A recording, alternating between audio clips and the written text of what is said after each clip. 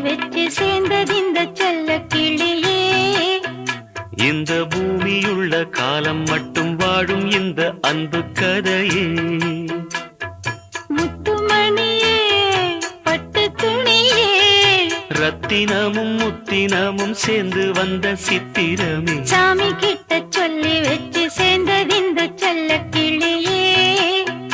இந்த பூமியுள்ள காலம் மட்டும் வாழும் இந்த அன்பு கதையே.